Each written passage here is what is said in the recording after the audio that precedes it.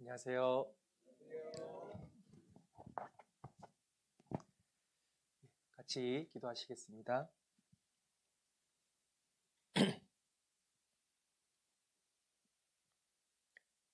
주님의 은혜 고맙고 감사합니다. 우리가 죄인 되었을 때에 우리의 허물을 심판치 아니하시고 오직 불쌍히 여겨주셨습니다. 독생자 예수 그리스도를 이 땅에 보내주셨고 우리가 받아야 될 심판과 저주를 예수님께서 대신 십자가에서 받으셨고 모든 물과 피를 다 쏟아주셨습니다. 죽으시고 3일 만에 부활하셔서 우리를 죄 없다 하시고 우리의 죄를 영원히 구속하여 주신 그 놀라우신 은혜에 진심으로 감사를 드립니다. 구원받은 우리 귀한 형제 자매님들 주님의 몸된 교회 안에 두시고 날마다 자라게 하시고 우리를 하나님의 사람으로 온전하게 변화시켜 주시는 그 놀라운 은혜 또한 감사를 드립니다. 이 지역에 이뤄진 많은 영혼들에게 우리가 사명을 가지고 또 천국 복음을 힘있게 증거할 수 있도록 우리의 생각과 마음과 우리 입술을 또 주장해 주시기를 간절히 기도드립니다. 우리 사랑하는 가족들, 특별히 주님께서 그 마음 문을 활짝 열어주시고 하나님 말씀 앞에 무릎 꿇고 회개하고 또 복음을 믿을 수 있고 주님의 몸된 교회 가운데 거할 수 있는 축복을 허락해 주시고 또 하나님 홀로 영광 받으시고 우리 식구들 함께 기뻐할 수 있는 귀한 시간 될 수 있도록 역사해 주시옵소서. 우리 형제 자매님들 가운데 또 육체의 어려움과 또 심령의 어려움이 있으신 분들 주님 항상 함께 하여 주시고 말씀과 교제로 회복시켜 주셔서 주님의 선한 뜻만이 나타나기를 간절히 기도를 드립니다.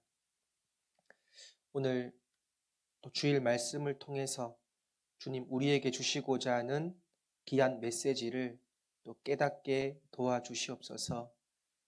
말씀이 심령에 심기워서 듣고 흘려버리는 것이 아니라 순종하며 하나님의 귀한 뜻을 발견할 수 있도록 도와주시옵소서. 모든 것 감사드리며 예수님 이름으로 기도드렸습니다. 아멘.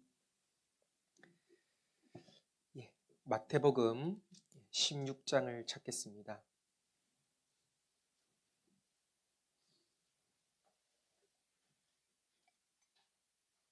마태복음 16장 13절부터 20절까지입니다.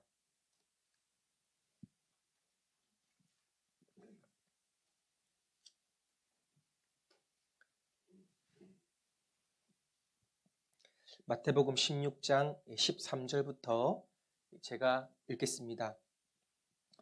예수께서 가이사랴 빌립보 지방에 이르러 제자들에게 물어 가라사대 사람들이 인자를 누구라 하느냐 가로되 더러는 세례 요한 더러는 엘리야 어떤 이는 예레미야나 선지자 중에 하나라 하나이다. 가라사대 너희는 나를 누구라 하느냐 시몬 베드로가 대답하여 가로되 주는 그리스도시요 살아계신 하나님의 아들이시니이다. 예수께서 대답하여 가라사대 바요나 시몬아 내가 복이 있도다. 이를 내게 알게 한 이는 혈육이 아니요 하늘에 계신 내 아버지시니라. 또 내가 내게 이르노니 너는 베드로라. 내가 이 반석 위에 내 교회를 세우리니 음부의 권세가 이기지 못하리라.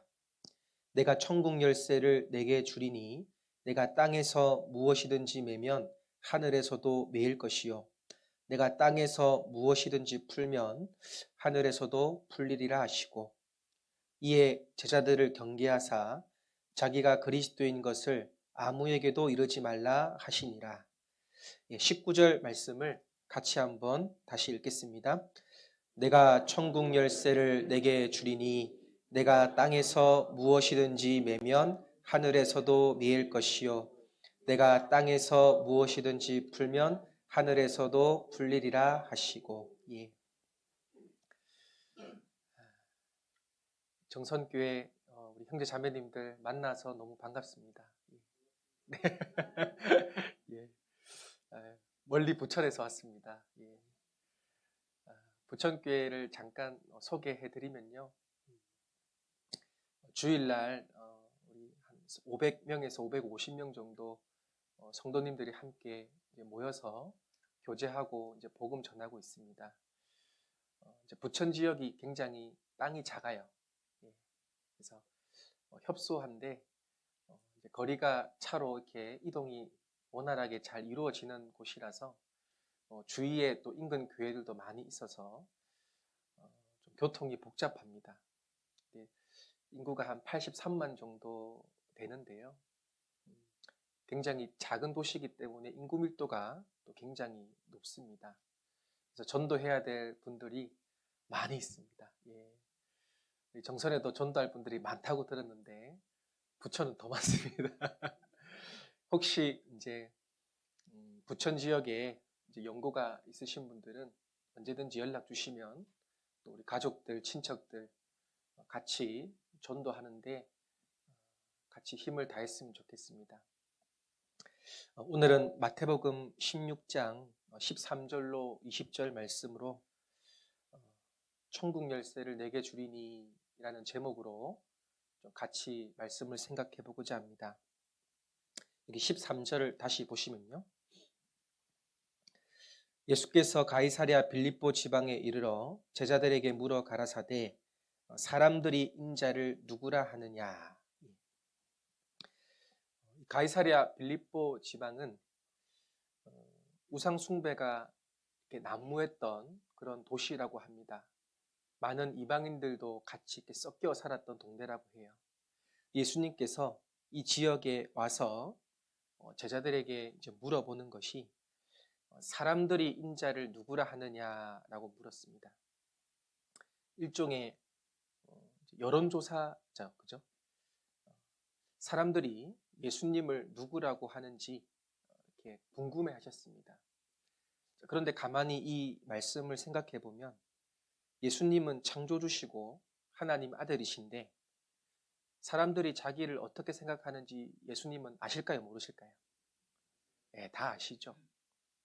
아실 텐데 왜 사람들이 인자를 누구라고 하는지 그것이 궁금했을까? 사실은 13절의 질문을 하는 것은 15절의 질문을 위해서입니다. 15절을 같이 한번 읽어보겠습니다. 가라사대 너희는 나를 누구라 하느냐. 예. 사실은 예수님을 가까이 따라다녔던 그 제자들의 예수님을 어떻게 생각하는지가 더 알고 싶으셨고 그들의 신앙 고백을 듣고 싶으셨어요. 그것을 알기 위해서 먼저 13절에 이 가이사랴 빌립보 지방의 사람들이 예수님을 어떻게 생각하는지 먼저 물으셨습니다. 이 가이사랴는 당시 로마 황제 이름이 가이사랴였습니다. 그리고 이 빌립이라는 것은 당시 분봉왕 헤롯의 이름이 빌립이었어요. 그러니까 로마 황제 이름 가이사랴랑 자기 분봉왕 헤롯의 이름 빌립을 붙여가지고요. 가이사랴 빌립보라고 도시 이름을 이렇게 정한 겁니다. 굉장히 우상숭배가 많았던 곳이기도 하고 문명이 많이 발달된 곳이기도 합니다. 그런데 3년 반 동안 예수님을 이렇게 따라다녔던 제자들, 그런데 예수님을 많이 오해하고 있었죠. 실제로 이 당시 사람들은 예수님을 누구라고 했냐면요. 성경에 보면 귀신 들린 사람이라고 소문이 났습니다. 그리고 귀신의 왕, 그리고 백성을 미혹해하는 자, 좀 이런 안 좋은 소문들이 많이 돌아다녔습니다. 그런데 그런 걸 제자들이 예수님께 직접 얘기를 할 수가 없잖아요. 그런 안 좋은 소문이 돕니다라고 얘기할 수 없으니까 14절에 아주 좋은 얘기들만 합니다. 예수님, 어떤 분은 예수님을 세례 요한이라고 하답니다. 그리고 어떤 분은 엘리야 또는 예레미야나 선지자 중에 한 명으로 말합니다. 라고 좋은 평가들만 예수님께 말했습니다. 자, 여기 보시면 가로되 더러는 세례 요한이라고 했는데요. 예수님이 죽은 세례 요한이 다시 부활했다, 살아났다라고 생각하는 대표적인 사람이 바로 마태복음 14장에 나오는 분봉왕 헤롯이었습니다. 요한의 목을 자른 사람이 누구예요? 헤롯입니다. 그러니까 헤롯은 그 양심의 그런 가책들이 분명 있었을 겁니다. 원래 그 자기의 동생 아내죠, 그 헤로디아를 취했기 때문에 당시 세례 요한이 그것은 죄다라고 분봉왕 헤롯을 책망했는데, 헤롯은 막 요한을 죽이고 싶어서 이렇게 기회를 엿보고 있었는데, 백성들이 세례 요한을 선지자로 여겼기 때문에 함부로 건들 수가 없는 겁니다. 그래서 마음에 악심을 품고 있다가 자신의 생일날, 마태복음 14장에 보면 헤로디아의 딸이 춤을 너무 이쁘게 췄나 봐요. 홀딱 반해버렸습니다. 그래서 소원을 들어주겠다. 그때 이제 헤로디아가 이렇게 수군수군 해가지고 세례 요한의 목을 달라고 소원을 빕니다. 소원을 들어줬어요. 그러니까 요한은요, 이렇게 정말 소리 소문 없이 예수님을 증거하다가 이렇게 죽었습니다. 그의 고백처럼 그는 흥하여야 하겠고 나는 쇠하여야 하리라 라는 고백처럼 정말 허무하게, 이렇게, 그러나 허무하지 않게 예수님을 증거하고 자기 일을 다 하고 이제 돌아가셨습니다. 이 자기가 요한을 죽였기 때문에 예수님 소문을 듣고 이분이 보통 분이 아니시구나. 그래서 내가 죽인 요한이 다시 부활했나? 이런 생각을 가지고 있었죠, 헤롯이. 그래서 세례 요한을 예수님을 증거하기 위해서 선택된 마지막 구약 시대의 마지막 선지자입니다. 그분은 예수님만을 증거하기 위해서 이 땅에 왔고요. 그리고 모태로부터 성령이 충만했던 사람입니다. 그래서 말라기 4장 5절에 세례 요한이 다시 이제 엘리야가 다시 올 거라고 이제 예언이 되어 있는데, 여기 마태복음 17장 12절을 보시면요. 마태복음 17장 12절 10절부터 보겠습니다. 10절 제자들이 묻자와 가로되 그러면 어찌하여 서기관들이 엘리야가 먼저 와야 하리라 하나이까? 라는 질문을 했습니다. 많은 사람들이 엘리야가 다시 살아났다 이렇게 소문이 났어요. 그런데 서기관들이 엘리야가 먼저 와야 된다는 것을 알고 있었습니다. 이 성경 구절이 말라기 4장 5절이에요. 말라기 4장 5절에는요, 하나님이 말라기 선지자를 통해서 엘리야가 다시 오겠다라고 예언했습니다. 근데 그 엘리야가 우리 열왕기 상하에 나오는 그 갈멜산 대결에서 그 선지자 엘리야가 다시 부활한다는 뜻이 아닙니다. 여기서 말하는 엘리야가 누구냐면요, 여기 11절 예수께서 대답하여 가라사대 엘리야가 과연 먼저 와서 모든 일을 회복하리라. 내가 너희에게 말하노니 엘리야가 이미 왔으되 사람들이 알지 못하고 임의로 대우하였도다. 인자도 이와 같이 그들에게 고난을 받으리라 하시니. 13절 같이 읽겠습니다. 그제야 제자들이 예수의 말씀하신 것이 세례 요한인 줄을 깨달으니라. 그러니까 말라기에서의 예언된 엘리야가 다시 오겠다라는 것은 엘리야가 바로 세례 요한을 말하는 겁니다. 그러니까 세례 요한이 왔어요. 그 말씀을 그대로 이루고 왔지만 사람들이 알아보지 못했습니다. 그런데 왜 성경의 세례 요한을 엘리야라고 표현했을까요? 누가복음 1장에 보면 엘리야의 능력과 신명으로 왔다라고 기록되어 있습니다. 그러니까요, 구약 시대 그 엘리야랑 그리고 신약 시대 세례 요한이 능력과 신명이 똑같다는 겁니다. 먼저 능력을 보겠습니다. 능력이 뭐죠?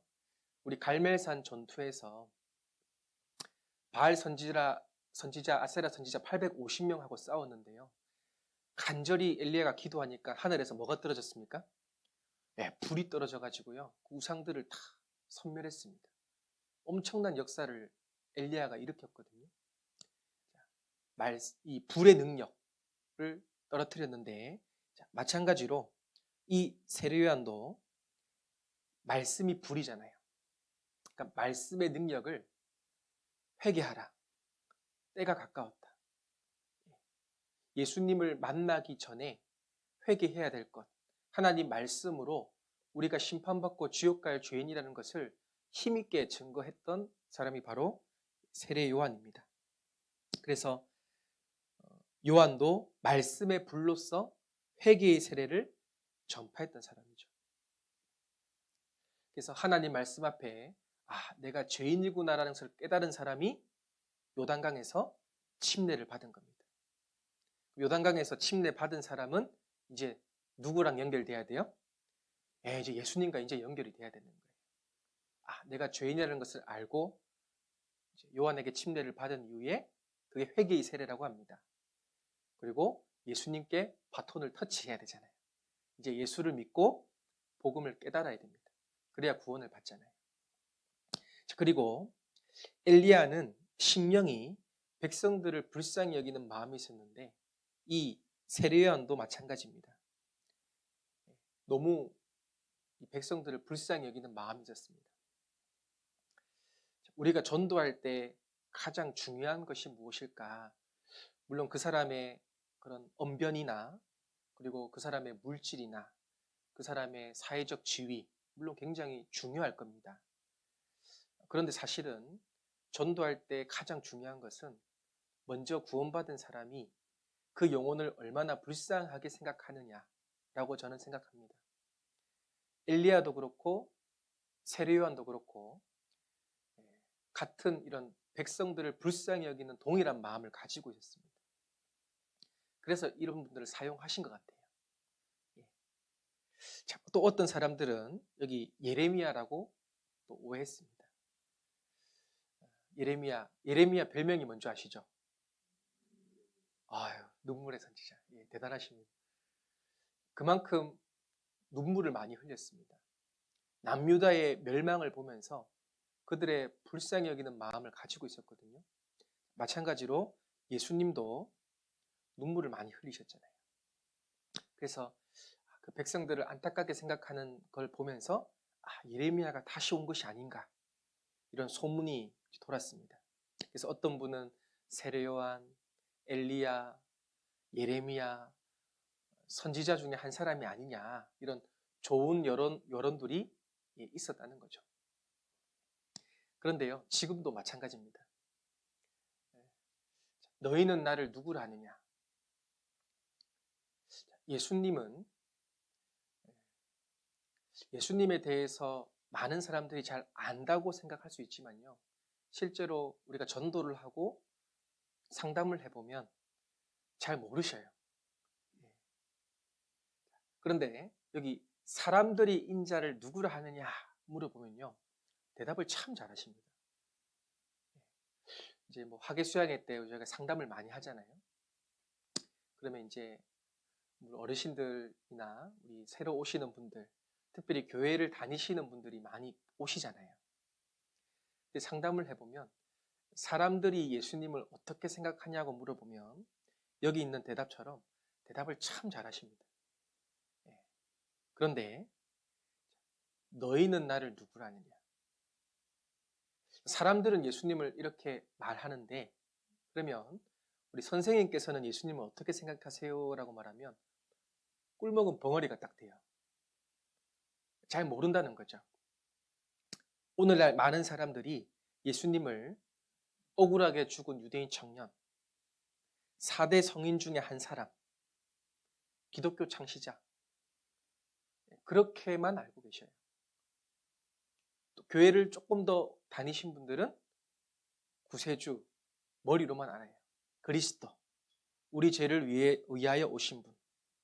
그런데 너희는 나를 누구라 하느냐? 예수님을 믿는다는 것은 바로 예수님 그분이 누구신지, 그리고 그분이 어떤 일을 하셨는지를 정확하게 알고 계셔야 됩니다. 그것이 나의 영원한 운명과 연결되어 있습니다. 그런데 이스라엘 백성들은 예수님을 알았어요? 몰랐어요? 몰랐습니다. 그래서 너희가 지식이 없어서 망하는도다 그랬습니다. 지식이 없었습니다. 예수님이 구약 성경의 모든 예언을 이루시고 오셨는데 그들이 그렇게 기다렸던 메시아가 지금 눈앞에 있는데 지식이 없었기 때문에 그들은 메시아를 십자가에 못 박아 죽였습니다. 여러분은 예수님을 어떻게 알고 또 증거하고 있습니까? 정확하게 예수님을 알고 계셔야지만 믿음이 생기고 그 믿음이 있어야지만 힘있게 전도할 수가 있습니다. 여기 잡으시고 로마서 10장을 보겠습니다.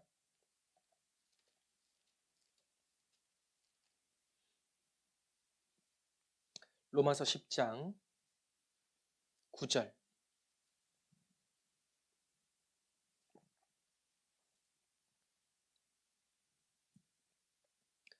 로마서 10장 9절. 내가 만일 내 입으로 예수를 주로 시인하며 또 하나님께서 그를 죽은 자 가운데서 살리신 것을 내 마음에 믿으면 구원을 얻으리니.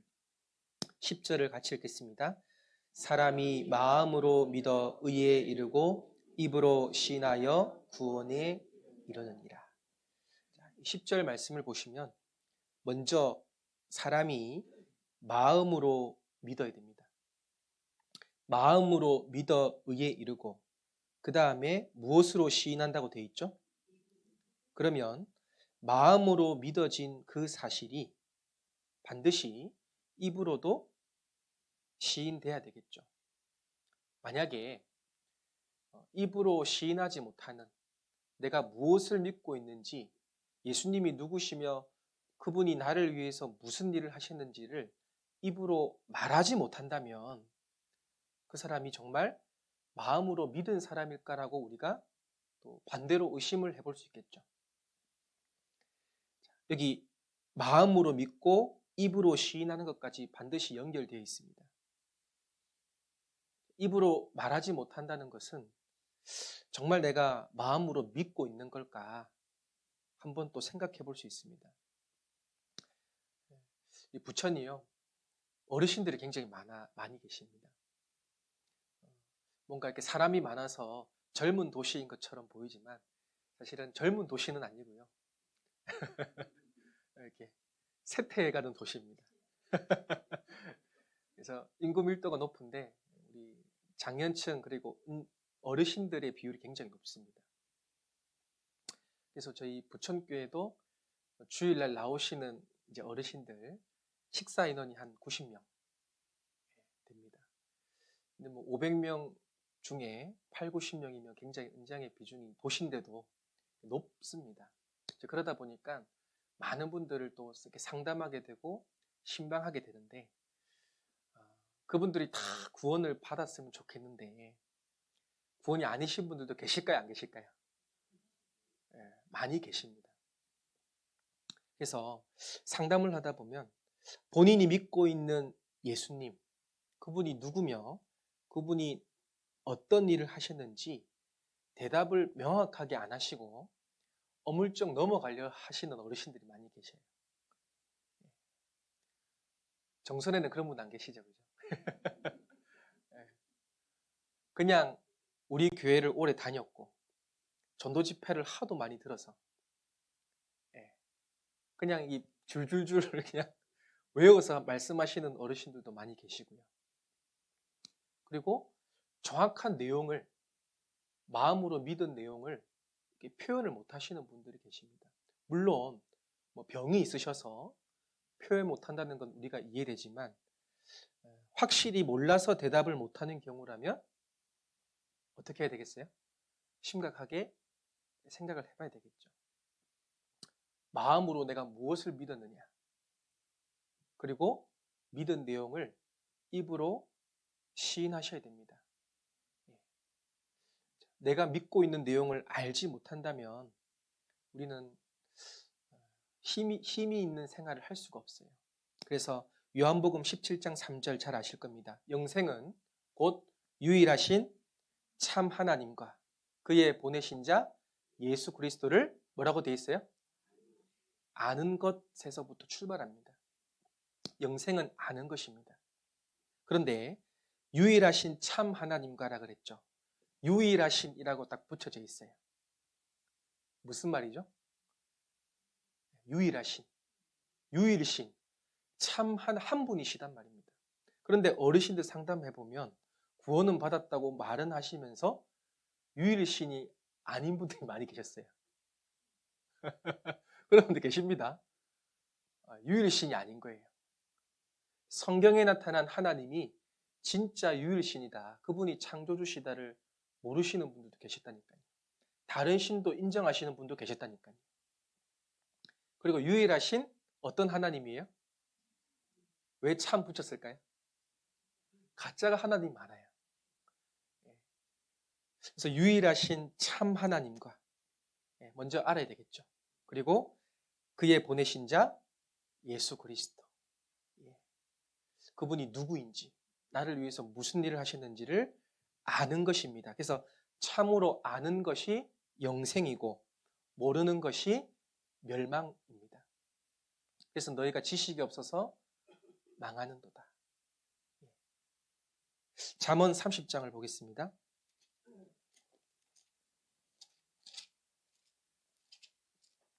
잠언 30장 3절.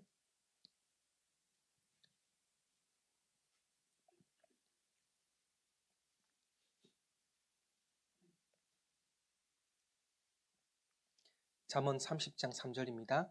나는 지혜를 배우지 못하였고 또 거룩하신 자를 아는 지식이 없거니와 하늘에 올라갔다가 내려온 자가 누구인지, 바람을 그 장중에 모은 자가 누구인지, 물을 옷에 싼 자가 누구인지, 땅의 모든 끝을 정한 자가 누구인지, 그 이름이 무엇인지, 그 아들의 이름이 무엇인지 너는 아느냐? 라고 물었습니다. 3절, 4절은 바로 예수님에 대한 설명입니다. 나는 지혜를 배우지 못하였고 거룩하신 자를 아는 지식이 없습니다. 그러니까 이 말씀은 바로 예수 그리스도를 아느냐? 라고 이제 질문을 돌려서 하는 거죠. 미가서 5장 2절 말씀에 베들레헴 에브라다야, 너는 유다 족속 중에 작을지라도 이스라엘을 다스릴 자가 내게서 내게로 나올 것이라. 그의 근본은 상고의 태촌이라 라고 말씀하셨습니다. 그 말씀 그대로요. 예수님이 베들레헴 땅에 오셨습니다. 그리고 그분이 이스라엘을 다스릴 자인데 그의 근본은 상고의 뭐라고요? 태초. 태초에 누가 계셨어요? 하나님 자신이십니다. 그 예수님은 창조주 하나님이십니다. 그런데 하나님과 동등됨을 취할 것으로 여기지 아니하시고 오히려 죄인의 모양, 육체의 모양을 입고 이 땅에 오신 분을 예수라고 합니다. 그리고 독생자 하나님의 아들이라고 칭합니다. 그분은 완벽한 하나님이시면서 동시에 완벽한 사람의 몸을 입고 계신 분이죠. 우리가 이걸 정확하게 이해할 수는 없겠지만 하나님이 얼마나 나를 사랑하셨는지는 조금 이해할 수 있습니다. 그 거룩하신 하나님이 육체를 입고 이 땅에 오셨습니다. 누구를 구원하러 오셨어요? 우리를 위해서, 그리고 제일 중요한 나를 위해서. 그래서 너희는 나를 누구라 하느냐?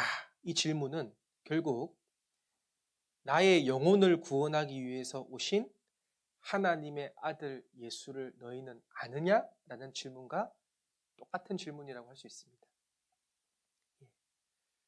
우리는 그의 신분과 그리고 그게 하신 일을 정확하게 알고 계셔야 됩니다. 그래야 힘있게 복음을 증거할 수 있습니다. 자, 요한복음 8장입니다.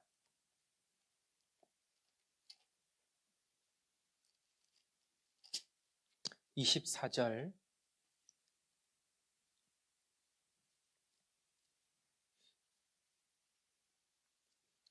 요한복음 8장 24절 이러므로 내가 너희에게 말하기를 너희가 너희 죄 가운데서 죽으리라 하였노라. 같이 읽겠습니다. 너희가 만일 내가 그인 줄 믿지 아니하면 너희 죄 가운데 죽으리라. 예. 이스라엘이 멸망한 까닭은 죄가 많아서가 아니죠. 바로 예수님께서 하나님의 아들 그리스도라는 것을 알지 못했기 때문입니다. 그리고 알지 못했기 때문에 믿지 않았겠죠. 내가 그인 줄 믿지 아니하면 너희 죄 가운데서 죽으리라. 유대인들은요, 하나님에 대한 열심이 정말 특별한 사람들이었습니다. 그 열심으로 하나님을 찾으려고 했지만 사실은 여러분 지식이 먼저일까요? 열심이 먼저일까요? 예, 지식이 먼저입니다. 바른 지식에 그리고 바른 열심이 생기는 거죠. 우리가 잘 아시는 것처럼 사도 바울이 구원받기 전에 이름이 사울이었습니다. 그런데 지식이 없으니까 바른 지식이 없으니까 잘못된 열심을 했잖아요. 그리스도인들을 잡아서 옥에 가두고 스데반 집사를 죽일 때 누가 있었습니까? 사울이 그 중심에 있었거든요. 그러니까 지금도 마찬가지입니다. 예수 믿는다 그러고 하나님 안다 그러지만 그죠? 지식이 제대로 없는 사람들이 많아요. 그리고 열심으로만 주님을 섬기려는 사람들이 많이 있습니다. 그러다 보니까 방향이 잘못돼서 그 열심이 오히려 하나님의 역사를 방해하고 있습니다. 여러분 가만히 생각해 보십시오. 우리가 복음을 힘있게 전하면 다른 일반 교회에서 도와줘야 돼요? 욕해야 돼요? 근데 왜 욕할까요? 왜 욕할까요? 영이 달라서 그래요. 영이 달라서. 아니 생각해 보세요. 만약에 우리 교단이 아니라 다른 교단이 복음을 정말 힘있게 전한다. 그럼 우리가 시기해요? 질투해요? 기도해주고 도와주겠죠. 그거 당연한 겁니다. 그죠? 근데 우리가 복음 전하면 왜 그렇게 2단임이 3단임이 할까요? 지식이 없어서 그런 겁니다. 영이 다르기 때문에 그렇습니다. 그래서 지식 없는 종교적인 열심이 예나 지금이나 똑같이 하나님의 역사를 방해하고 있습니다. 그래서 이런 일을 할 것은 아버지와 나를 알지 못합니다.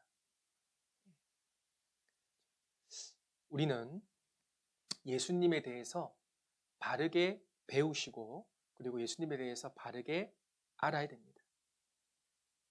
그것이 힘이에요. 아는 것이 힘입니다.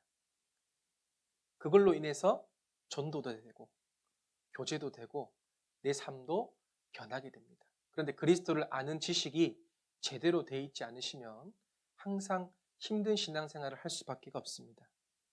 자, 너희는 나를 누구라 하느냐? 자, 베드로의 고백을 보겠습니다. 마태복음 16장 16절.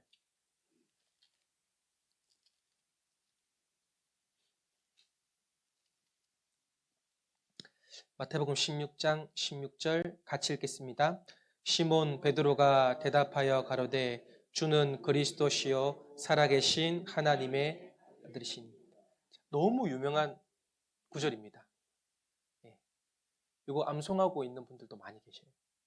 주는 그리스도시요 살아계신 하나님의 아들이시니이다. 베드로의 신앙 고백처럼 우리의 신앙 고백과 베드로의 신앙 고백이 똑같습니까? 한번 생각해 보세요, 속으로. 네. 주는 그리스도시요 살아계신 하나님의 아들입니다. 이 베드로가 이거 어떻게 깨달았을까요? 놀라운 걸 깨달았습니다. 근데 여기 보면 17절에 예수께서 대답하여 가라사대 바요나 시모나 내가 복이 있도다. 이를 내게 알게 한 이는 혈육이 아니요. 같이 읽겠습니다. 하늘에 계신 내 아버지이시다.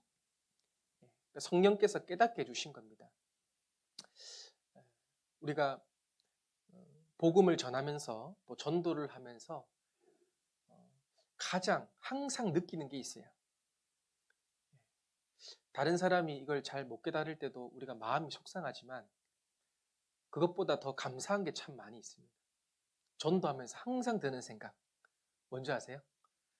이걸 내가 어떻게 깨달았을까? 그런 생각 안 드세요? 이걸 어떻게 내가 알게 되었을까? 이렇게 쉬운데 못 깨닫잖아요, 옆에 있는 사람이. 그런데 이걸 내가 어떻게 알았지? 이걸 알게 한 이는 혈육이 아닙니다. 혈육이 아니라는 말은 사람의 지혜나 사람의 능력이나 사람이 깨달은 것이 아니라 하나님께서 도와주신 거죠. 주는 그리스도시요 살아계신 하나님의 아들이다. 구약 성경에 예언된 이 메시아가 바로 내 눈앞에 있는 예수님이라는 것을 베드로가 고백을 했습니다. 그리고 바요나 시모나 내가 뭐가 있다 그랬어요? 육신의 복일까요? 아니죠. 그죠? 바로 영생의 복을 말하는 겁니다. 예. 내가 복이 있도다. 바로 아브라함의 약속하신 모든 족속이 너를 인하여 복을 얻겠다. 아브라함의 후손으로 예수님이 오셨고 그리고 예수님을 믿음으로 이 베드로는 영생의 축복을 얻었습니다. 그러니까 보세요. 예수님을 참으로 아는 것과 영생의 복은 연결되어 있습니다. 맞습니까? 예. 주는 그리스도시요 살아계신 하나님의 아들이다. 자, 우리도요. 구원받는 것도 예수님을 알므로 배워서 구원받고 신앙생활 하는 것도 예수님을 알므로 신앙이 성장합니다. 그래서 베드로후서 3장 18절 말씀에 예수 그리스도의 은혜와 저를 아는 지식에서 뭐라고 되어 있어요? 예, 자라가라. 어떻게 우리가 성장합니까? 예수 그리스도를 아는 지식입니다. 그러면 하나님 말씀을 듣기를 게을리하는 사람, 수요 말씀을 듣기를 게을리하는 사람, 구역 모임, 조모임, 우리 주일 말씀, 우리 예수 그리스도를 아는 지식이잖아요. 배우는 거잖아요. 이것을 귀찮아하고 예수님 알기를 싫어하면 우리는 신앙이 성장할 수가 없습니다. 저를 아는 지식에서 자라가라. 우리가 나를 구원해 주신 예수님에 대해서 사실 너무 모르고 있다는 생각이 들어요. A4 용지 한 장을 딱 주면서 여러분들에게 예수님에 대해서 아는 대로 쓰시오. A4 용지 한 바닥 채울 수 있을까요? 그죠? 갑자기 저도 고민이 되더라고요. 채울 수 있을까? 사실 우리 너무 몰라요. 그래서 먼저는 말씀을 통해서 예수 그리스도를 아는 지식에서 자라가야 됩니다. 말씀을 통해서 배워서 자라가는 것도 있고 그리고 그 말씀을 순종해서 삶으로 알아가는 것, 배워가는 것 두 가지 다 필요합니다. 그래서 우리도 은혜와 지식을 통해서 점점 자라가야 됩니다. 자, 여기 고린도전서 2장을 보겠습니다.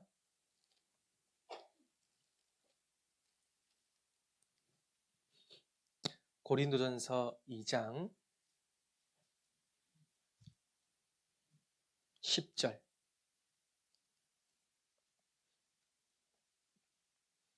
고린도전서 2장 10절. 오직 하나님의 성령으로 이것을 우리에게 보이셨으니 성령은 모든 것, 곧 하나님의 깊은 것이라도 통달하시느니라. 11절 같이 읽겠습니다. 사람의 사정을 사람의 속에 있는 영 외에는 누가 알리요? 이와 같이 하나님의 사정도 하나님의 영 외에는 아무도 알지 못하느니라. 베드로를 깨닫게 해주신 것도 하나님, 성령이십니다. 그리고 우리가 구원받을 때 우리 속에 누가 들어오셔요? 성령 하나님이 들어오십니다. 근데 놀라운 것은 하나님의 성령이 들어오시면 하나님의 깊은 것을 통달한다고 기록되어 있습니다. 하나님의 사정을 알 수 있다라고 기록되어 있습니다.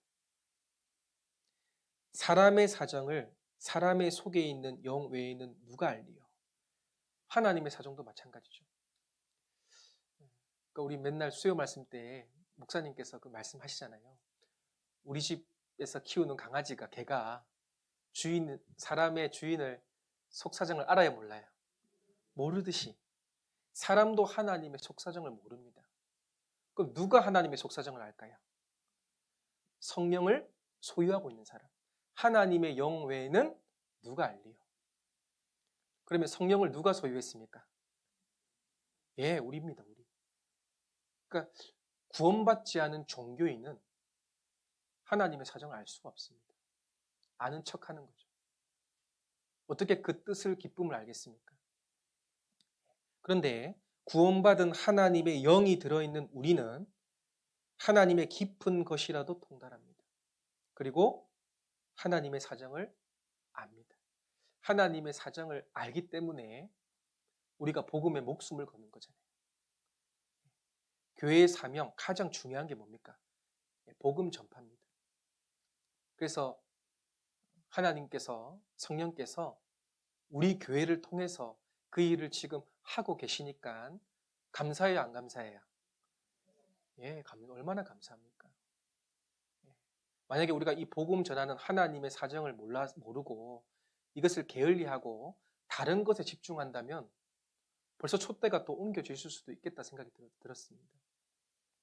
그런데 국내뿐만 아니라 전 세계가 그죠. 우리 교회가 하나님의 사정을 너무 잘 알고 있습니다. 하나님 기뻐하시는 게 뭔지 너무 잘 알아요. 그래서 복음을 들고 힘있게 증거하는 겁니다. 12절 우리가 세상의 영을 받지 아니하고 오직 하나님께로 온 영을 받았으니 성령님이죠. 이는 우리로 하여금 하나님께서 우리에게 은혜로 주신 것들을 뭐라고 되어 있습니까? 알게 하려 하십니다. 이 말씀도 보면요.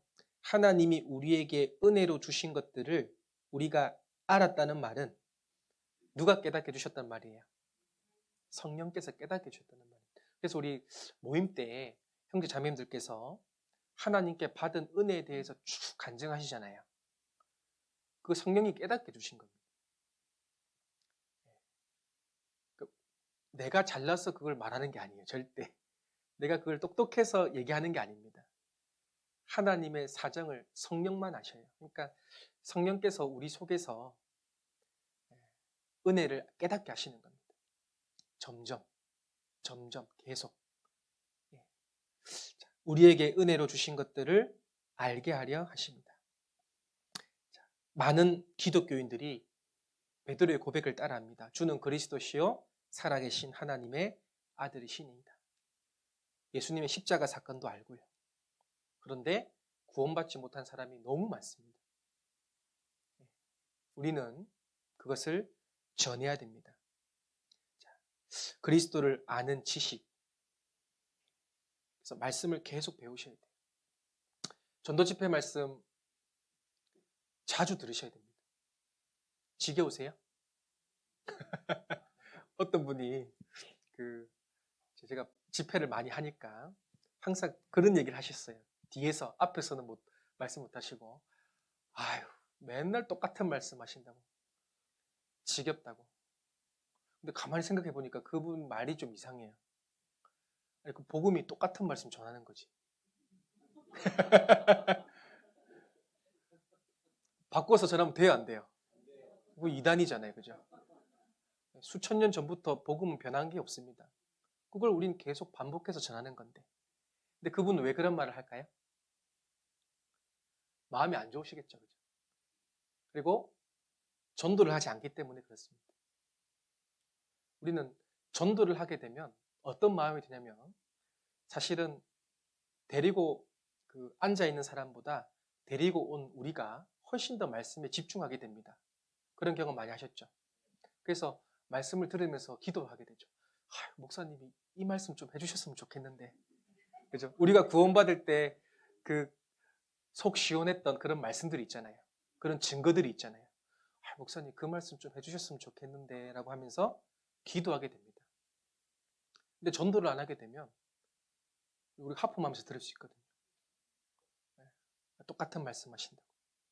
근데 사실 그렇지 않습니다. 자, 여기 창세기 4장 1절에 이런 말씀이 있습니다. 아담이 그 아내 하와와 동침하매라고 되어 있습니다. 자, 부부끼리 동침하잖아요. 아담이 그 아내 하와와 동침하매. 그 동침이라는 단어가 히브리 언어로 알다입니다. 부부는 부부끼리만 잘 알듯이 우리가 그리스도를 안다는 것은 동침이에요, 동침. 그래서 성경을 통해서 지식적으로도 배워야 되고, 그리고 그 지식을 순종함으로 삶으로 또 배우셔야 되고, 그것이 연결되지 않으면 우리는 계속 시간만 지났지 신앙이 성장하지 않을 수 있습니다. 그래서 성령의 도우심이 항상 함께 있습니다. 자, 마태복음 16장 다시 18절 보겠습니다.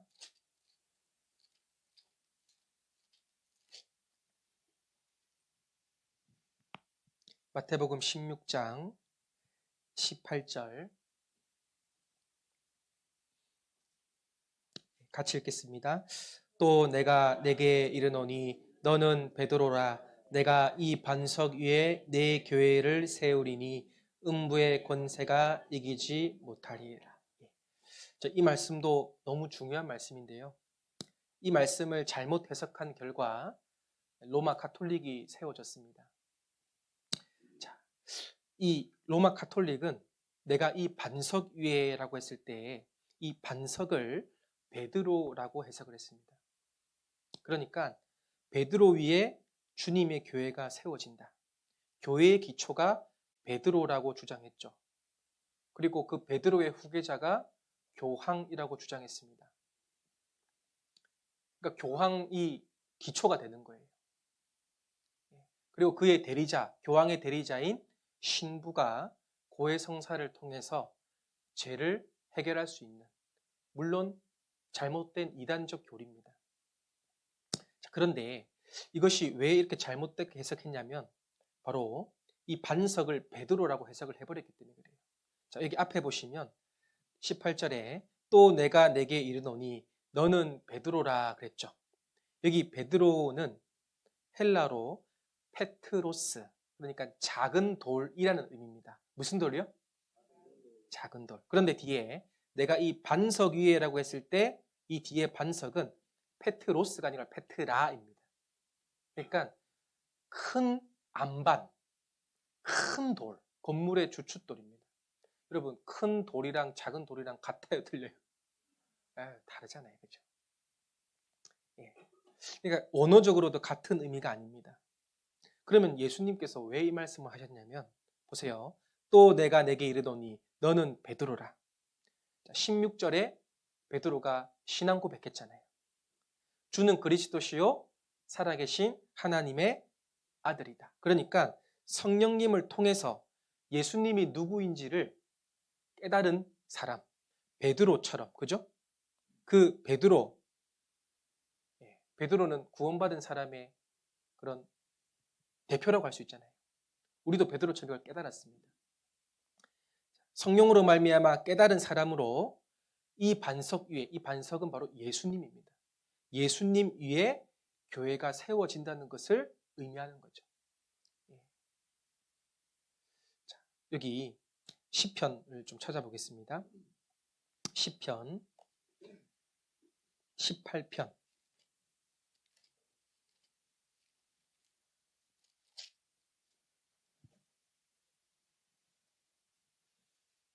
31절.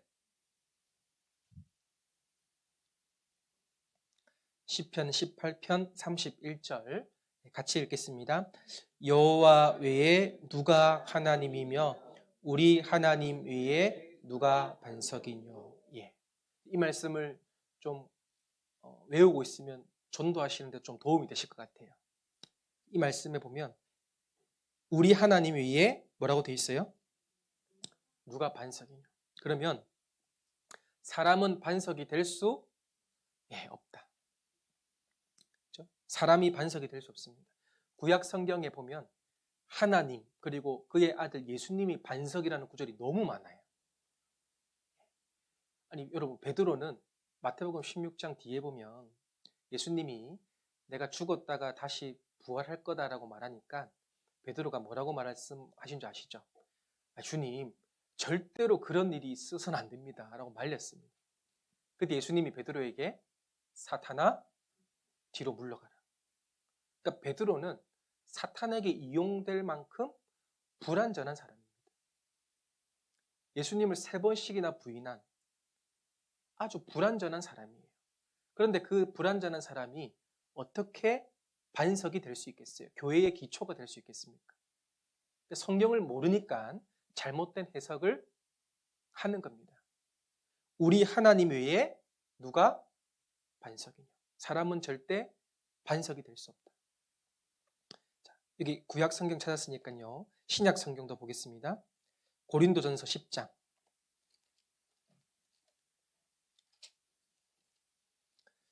고린도전서 10장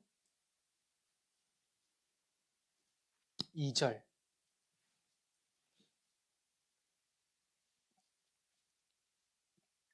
고린도전서 10장 2절. 모세에게 속하여 다 구름과 바다에서 세례를 받고, 자, 홍해 바다를 건넌 것을 세례받았다라고 표현하고 있습니다. 3절. 다 같은 신령한 식물을 먹으며, 하늘에서 만나가 떨어졌죠? 그걸 신령한 식물이라고 표현했습니다. 4절. 다 같은 신령한 음료를 마셨으니 이는 저희를 따르는 신령한 반석으로부터 마셨음에, 같이 읽겠습니다. 그 반석은 곧 그리스도시라. 반석이 누구라고요? 예수님입니다. 자, 보세요. 모세가요, 백성들이 물 없다고 불평했잖아요. 그래서 모세가 그 지팡이 들고 그 무리바 반석이라 그러잖아요. 따닥 2번 딱 때리니까 반석이 쫙 갈라졌습니다. 그래서 거기서 뭐가 나왔어요? 생수의 강. 물이 쫙 나와서 백성들의 목을 적셨어요. 자, 여기 신령한 음료는 바로 반석에서 나온 물을 말하는 겁니다. 신령한 반석으로부터 마셨음에 그 반석은 곧 누구라고요? 예수님. 자, 이걸 무슨 의미일까요? 보세요. 반석이 예수님이라 그랬죠. 그러면 모세가 지팡이로 2번을 반석을 치니까 반석이 쫙 갈라졌습니다. 반석은 예수님이라 그랬죠. 예수님이 쫙 갈라진 거예요. 무엇을 말하죠? 예수님의 죽으심을 말하는 겁니다. 미리 보여주신 거죠. 예수님의 죽으심을 말하는 겁니다. 그리고 갈라지니까 생수의 강이 흘러나왔습니다. 그 생수의 강은 요한복음에 잘 아시는 것처럼 성령님을 의미합니다. 그러니까 예수님께서 십자가에 죽으시고 부활하신 이후에 오순절날 성령이 강림하실 것을 이 무리바 반석 사건을 통해서 미리 보여주신 거죠. 이것을 고린도전서 10장에 표현하고 있습니다. 자, 베드로가 반석이 아니고 바로 예수님이 반석입니다. 그래서 이사야 28장에도 귀하고 견고한 기초돌, 한 돌, 페트라입니다. 큰 돌. 그 돌을 믿는 자는 급절하지 않겠다. 그 돌을 어떻게 믿어요? 돌이 누구예요? 예수님을 말하는 겁니다. 자, 우리는 반석 대신 예수 그리스도를 믿습니다. 그래서 혹시나 성당 다니시는 분들 전도하실 때 혹시나 그런 얘기 하시면 이거를 써먹으셔요. 아는 지식에서 우리가 얘기를 충분히 할 수 있잖아요. 자, 다시 본문 보겠습니다. 마태복음 16장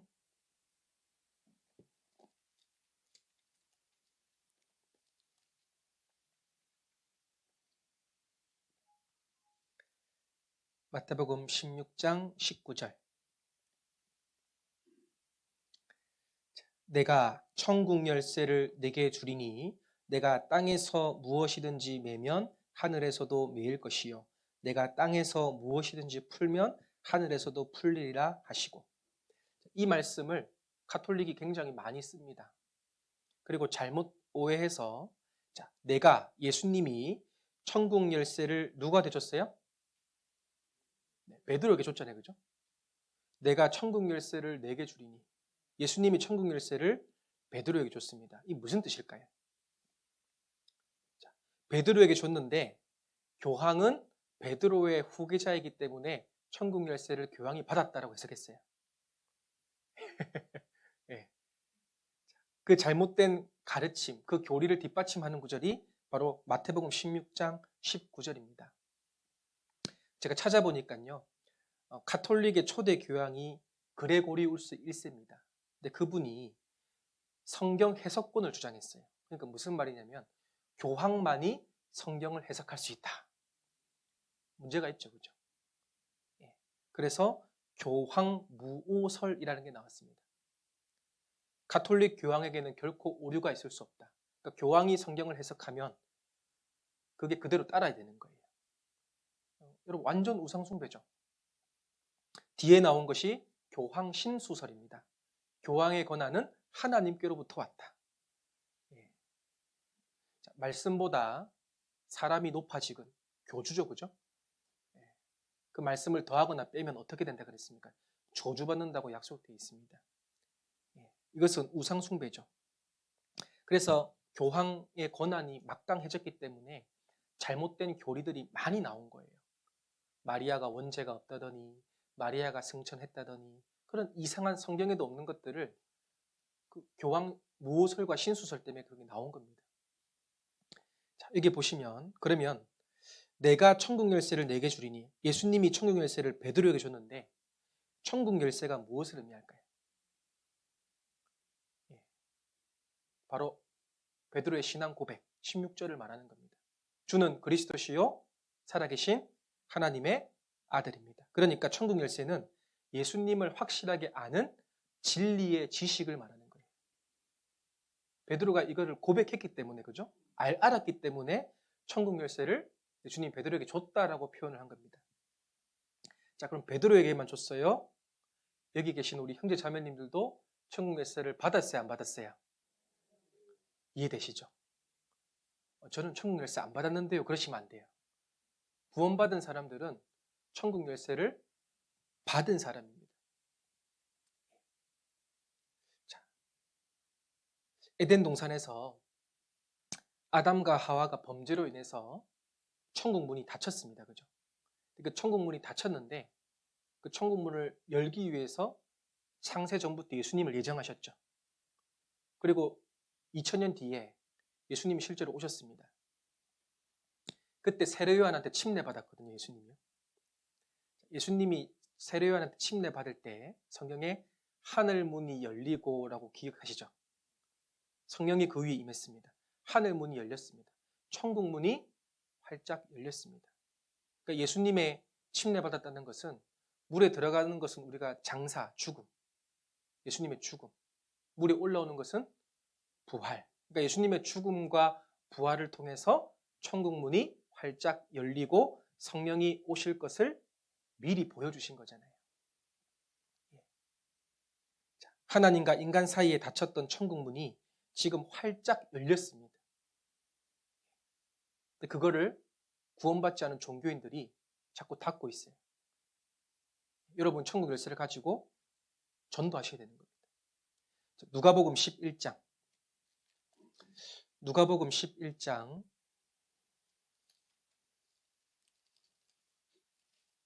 52절.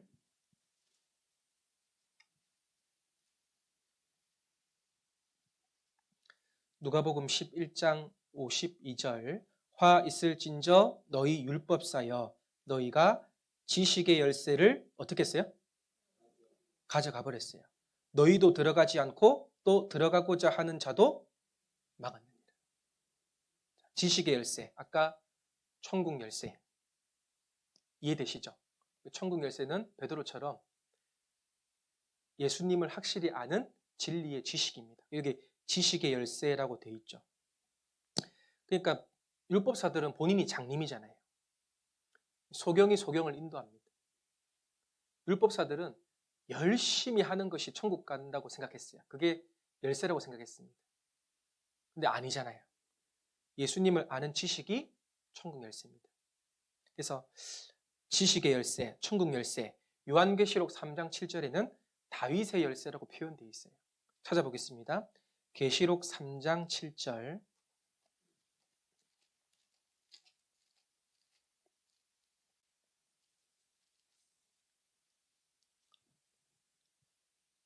계시록 3장 7절. 402페이지입니다. 계시록 3장 7절. 빌라델비아 교회의 사자에게 편지하기를 거룩하고 진실한 사 다윗의 열쇠를 가지신 이. 예수님을 지금 뭐라고 표현했죠? 다윗의 열쇠를 가지신 이. 천국 열쇠죠. 곧 열면 닫을 사람이 없고 닫으면 열 사람이 없는 그 이가 가라사대. 자, 왜 다윗의 열쇠를 가지신이라고 표현했냐면요. 아브라함과 다윗의 언약을 통해서 예수님이 왔잖아요. 그래서 이사야 55장 3절에 보면 다윗에게 허락하신 확실한 은혜, 영혼 구원이잖아요. 그래서 천국 열쇠, 지식의 열쇠, 다윗의 열쇠. 천국 열쇠를 예수님이 가지고 있습니다. 이것을 열면 닫을 사람이 없어요. 십자가 사건 이후로 지금 천국 문이 활짝 열려 있습니다. 그래서 누구든지 믿음으로 말미암아 천국 들어갈 수 있습니다. 그런데 그 천국 문이 닫힐 때가 옵니까 안 옵니까? 옵니다. 언제죠? 예수님 공중 재림 때입니다. 우리 배웠잖아요. 그죠? 이제 이방인들에겐 더 이상 기회가 없을 겁니다. 주님 재림하시면 심판의 왕으로 오시는 거예요. 재림주는 심판주입니다. 주님 공중 재림하시면 이제 유대인에게만 14만 4천 명에게만 구원의 은혜가 주어지잖아요. 이제 우리 같은 이방인들에게는 기회가 없습니다. 그래서 열면 닫을 사람이 없고 닫으면 열 사람이 없습니다. 천국 들어갈 수 있는 마지막 기회, 우리가 마지막 복음의 주자입니다. 우리 노아 방주 잘 아시죠? 하늘에서 갑자기 막 비가 쏟아지고 밑에서 물이 터졌습니다. 그 사람들이 배에 몰렸어요, 안 몰렸어요? 당연히 몰렸겠죠. 배문 두드렸을 겁니다. 노아 할아버지, 제발 문 좀 열어달라고.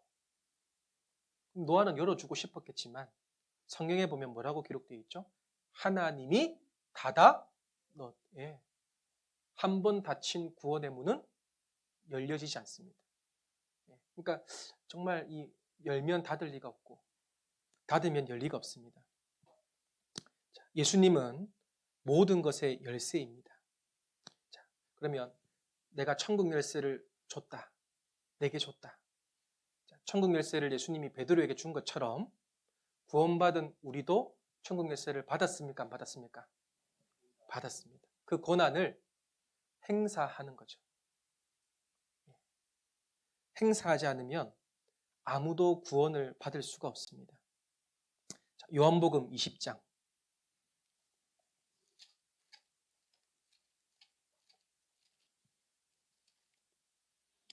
요한복음 20장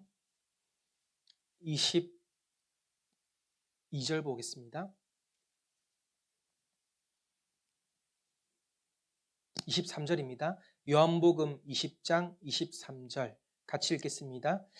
너희가 네 죄든지 사하면 사하여질 것이요 네 죄든지 그대로 두면 그대로 있으리라 하시니라.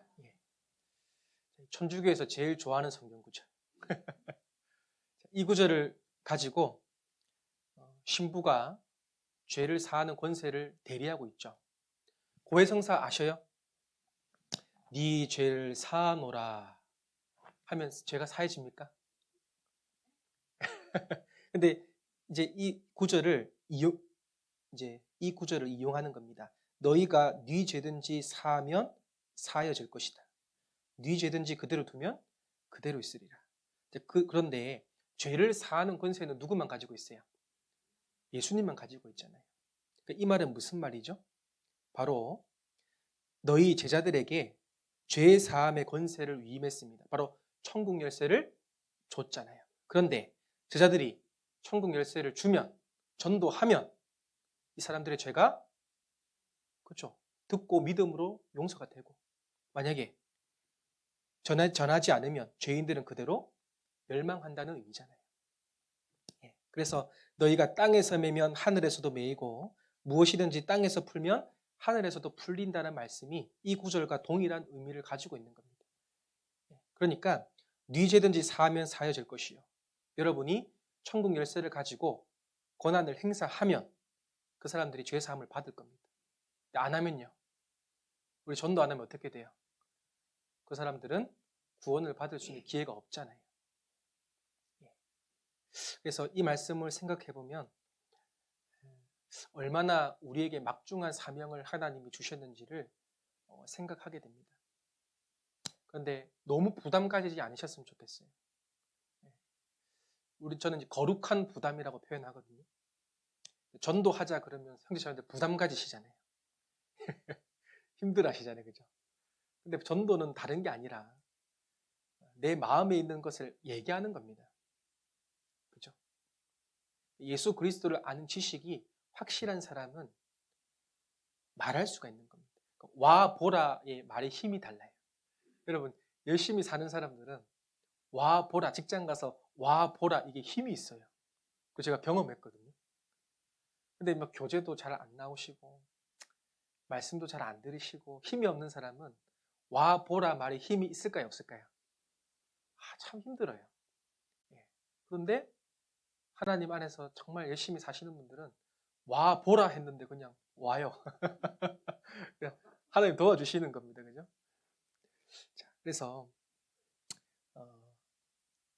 고린도전서 1장에 보면 하나님께서 전도에 미련한 것을 택했다 그랬어요. 그러니까 오해하시면 안 되는 것이 전도가 미련하다는 것이 아니라 세상 사람들이 봤을 때 전도는 정말 미련한 거잖아요. 근데 하나님은 전도, 그러니까 구원 먼저 받은 사람들이 그것을 전함으로 구원받게끔 하는 것이 하나님의 방법입니다. 그게 수천 년 동안 지금까지 이어져 온 겁니다. 다른 지름길은 없습니다. 그러니까 참 하나님의 방법은 독특해요. 먼저 깨달은 사람이 말하고 싶어서 안달이 나야 돼. 이걸 전하지 않으면 그 사람은 구원 못 받도록 설계되어 있는 겁니다. 보십시오. 사도행전에 그 에티오피아 국구를 맡은 내시가 병거 타고 6월절 날 예루살렘 왔다 갔다 했잖아요. 근데 그 사람 진리를 찾는 사람이었습니다. 근데 아무도 진리를 알려주지 않았잖아요. 그 병거에서 이사야 53장을 읽고 있었습니다.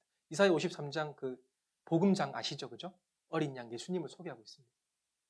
근데 하나님은 그렇게 간절히 찾는 사람이 혼자 이사야 53장 읽다가 무릎을 탁 치고 구원받게 하시면 참 좋겠는데 하나님 그 방법 사용해요, 안 해요? 안 하십니다. 누굴 사용해요? 빌립 집사를 사용하시잖아요. 구원받은 사람. 그래서 가라. 성령께서 알려주시죠. 가서 읽는 것을 깨닫느냐. 지도하는 사람이 없는데 어떻게 알겠습니까? 타십시오. 타가지고 이사야 53장의 그 어린 양이 바로 예수님을 라는 것을 설명 쫙 해줍니다. 깨달아요, 안 깨달아요? 깨달아서 가다가 물이 있으니까 침례받잖아요. 그렇죠? 그러니까 하나님이 정하신 방법은 전도에 미련한 것입니다. 우리가 천국 열쇠를 가지고 있습니다. 이거를 권한을 행사하는 것이 전도하는 겁니다. 그래서 하나님은 너무 우리를 이렇게 사용하시기를 원하십니다. 그리고 우리 교회를 사용하시기를 원하십니다. 거기에 내가 정말 쓰임 받았으면 좋겠습니다. 자, 마지막으로 로마서 10장.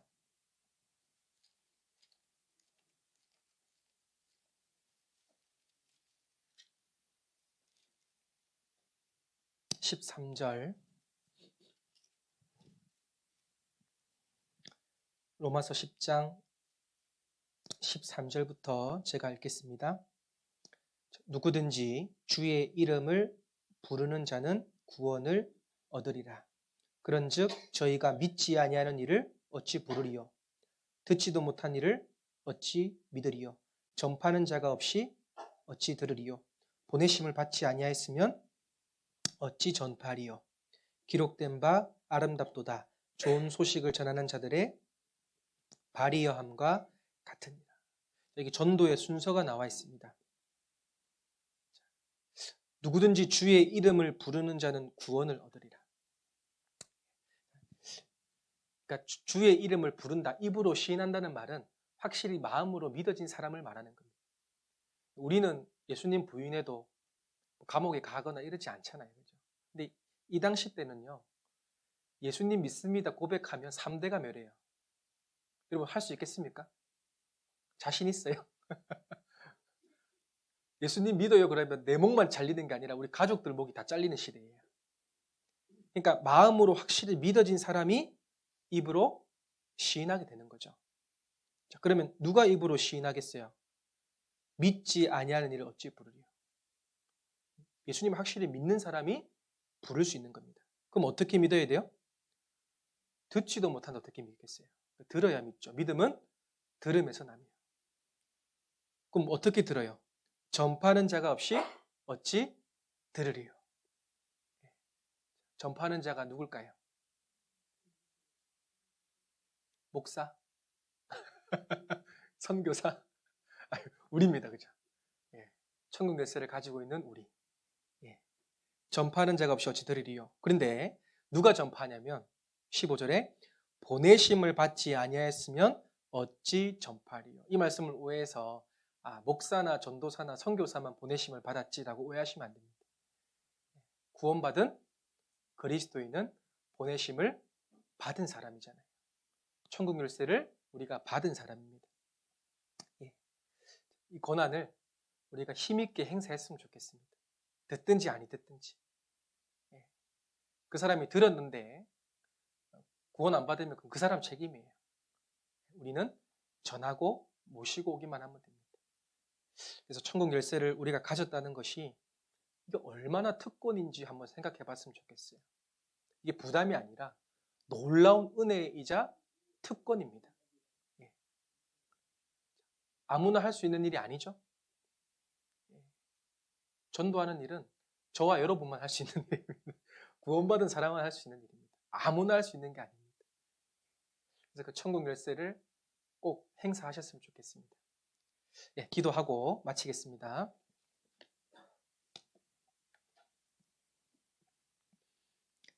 주님의 은혜 고맙고 감사합니다. 주님이 우리를 위해서 이 땅에 오셔서 십자가에 죽으시고 피 흘리셔서 우리의 모든 죄를 영원히 용서해 주셨습니다. 이제 주님께서 우리 속에 들어오셔서 주인 되시고 우리의 삶을 주님이 기뻐하시는 삶대로 인도하여 주심에 감사를 드립니다. 우리 정선교회의 귀한 형제 자매님들 하나님 사용해 주시고 우리 사랑하는 가족들, 친척들, 이웃들에게 이 천국 열쇠를 전달할 수 있도록 인도해 주시옵소서. 또 내일부터 또 지역 집회가 예정되어 있습니다. 또 말씀을 증거하시는 우리 담임 목사님께 용기와 지혜를 허락해 주시고 우리 형제 자매님들 함께 기도하고 마음을 모으고 한 영혼 한 영혼을 위해서 같이 동참할 수 있도록 인도해 주시옵소서.